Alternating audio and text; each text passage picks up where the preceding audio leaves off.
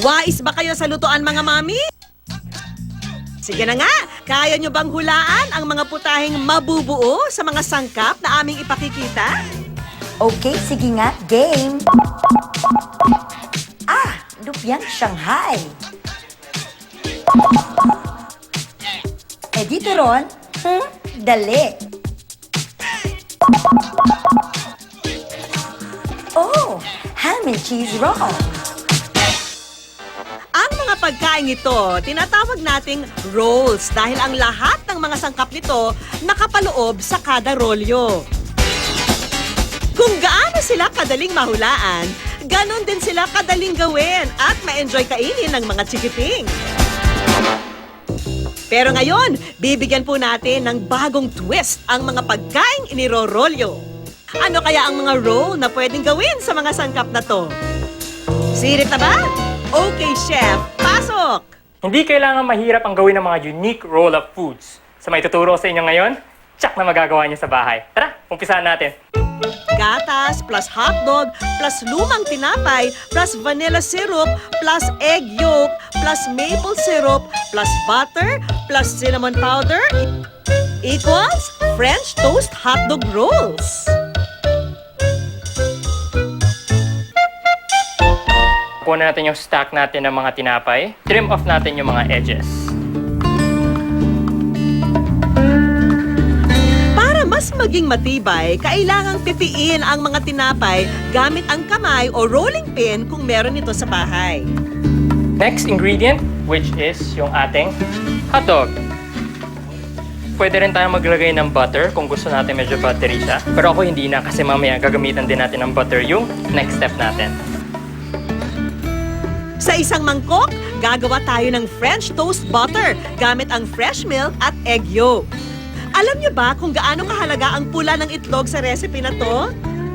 It helps bind it. Parang ito yung nag-aano sa kanya, magsiseal sa kanya.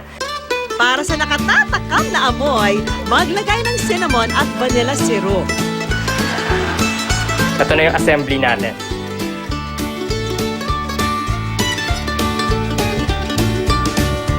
Isawsaw sandali ang mga rolls sa ginawang batter bago lutuin.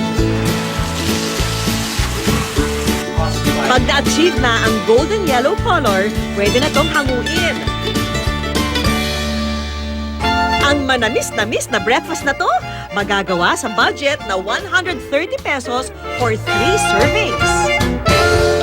Mahuhulaan nyo ba ang magagawa sa gatas plus pancake mix plus itlog plus mantika plus longganisa plus cheese? Yes to another breakfast recipe na longganisa pancake rolls! First step is lutuin natin ang ating longganisa. Uunahin natin siya dito sa step natin because gusto natin mag-render yung kanyang fat para yung lasa niya ay mapunta sa ating pan. Batihin ang itlog at dagdagan ng masustansyang gatas. Huwag kalimutan ang asin at paminta, ha? Iluto ito sa pan. I-set aside muna habang ginagawa ang pancake. Kung bibilhin ang pancake mix, itlog at gatas na lang ang kailangang ihalo rito. Pour natin yung mixture sa ating non-stick pan. Okay, so tapos na natin lutuin ang ating pancakes. Ready na for assembly. First step is yung ating scrambled eggs. Ating longganisa, our queso. Para saan naman ang keso? Siyempre, for creaminess. For 110 pesos, 4 servings na ang magagawa sa pancake dish na perfect for kids. Marami pa tayong mga tira-tirang adobo sa chiller natin. Pwede natin gamitin to sa next recipe natin. Tortilla wraps plus natirang adobo plus mayonnaise plus lettuce plus tomato equals CLT, as in chicken lettuce tomato wraps. Basically, assembling lang tong gagawin natin. Kukunin natin yung tira nating adobo, shred lang natin siya.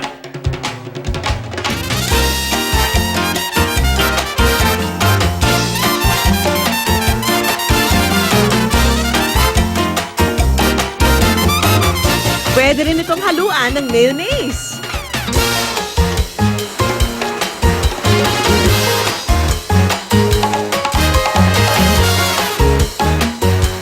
Dahil nakarolyo, hindi na mapapansin ng mga pihikang chikiting ang gulay. 125 pesos ang kada 3 hanggang 4 na servings nito na pwedeng pambaon o merienda.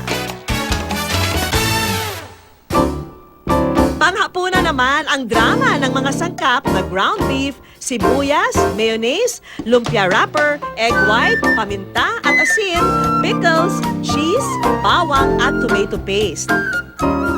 Put them all together para sa yummy cheeseburger rolls. Kuha tayo ng ating onions. Saute lang natin siya hanggang maging translucent and aromatic. Ilagay ang ground beef sa kawali. Timpla nito ng asin at paminta. Ilipat sa bowl pagkaluto. Medyo kailangan natin medyo bilisan ng proseso ng konti kasi habang mainit yung meat, lalagyan natin ang ating keso. Quick melt para malusa at mas ma-incorporate sa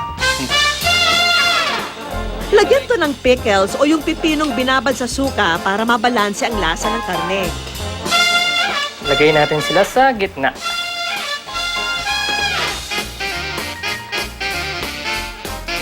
Ang very reliable pandikit ng lumpia wrapper, walang iba kundi egg white. And it's cooking time! Ang tip ko sa mga mommies is away. Nilalagyan natin ng ganyan para yung talsik papunta doon, hindi sa atin.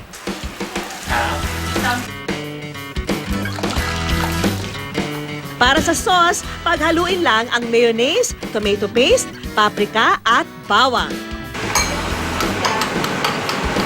Meron itong sweet and smoky taste.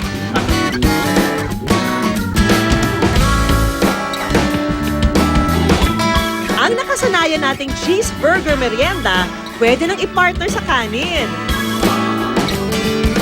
Mag-ready lang ng 160 pesos for 3 servings. Sa paghahanda ng meals, hindi magpapahuli ang wais na mommies. Panalo na sa new discoveries, aprobado pa sa panlasa ng mga chikiting.